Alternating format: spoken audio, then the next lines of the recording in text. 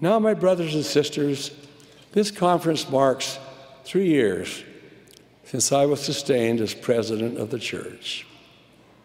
Of course, they've been busy years, filled with many challenges, but also with countless blessings.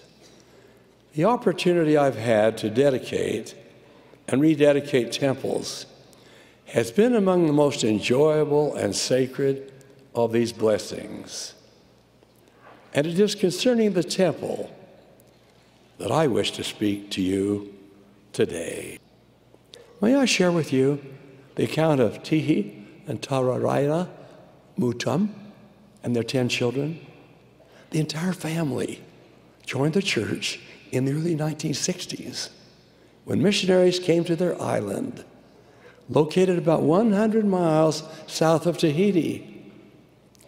Soon they began the desire for the blessings of an eternal family sealing in the temple. At that time, the nearest temple to the Mutam family was the Hamilton, New Zealand temple, more than 2,500 miles to the southwest, accessible only by expensive airplane travel. The large Mutam family, which eked out a meager living on a small plantation, had no money for airplane fare, nor was there any opportunity for employment on their Pacific island. So Brother Mutam and his son Gerard made the difficult decision to join another son who was working in the nickel mines of New Caledonia, 3,000 miles to the west. The employer provided his employees paid passage to the mines, but provided no transportation back home.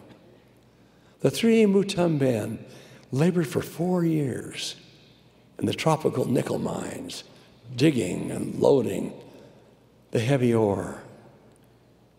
Brother Mutam alone returned home for a brief visit once a year, leaving his sons in New Caledonia. After 4 years of backbreaking labor, Brother Mutam and his sons had saved enough money to take the family to the New Zealand temple. All went, except for one daughter. They were sealed for time and eternity, an indescribable and joyful experience.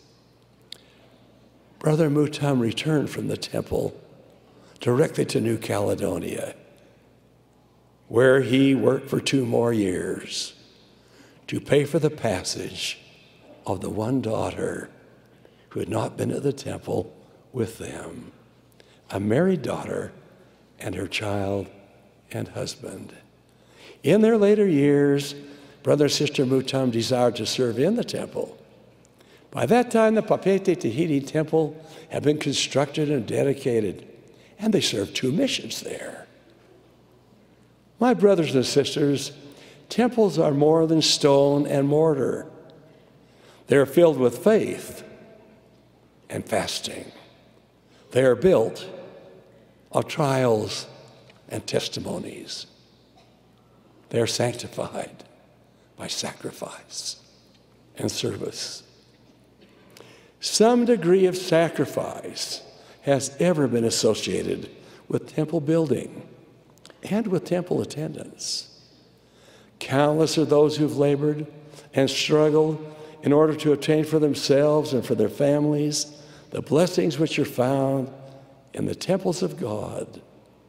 Why are so many willing to give so much in order to receive the blessings of the temple? Those who understand the eternal blessings which come from the temple know that no sacrifice is too great, no price is too heavy, no struggle too difficult in order to receive those blessings. There are never too many miles to travel, too many obstacles to overcome, or too much discomfort to endure.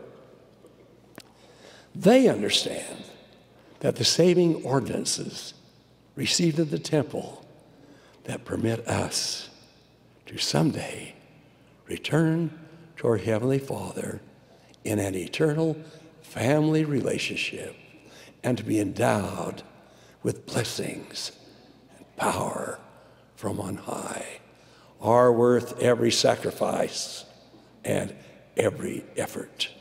The world can be a challenging and difficult place in which to live. We're often surrounded by that which would drag us down.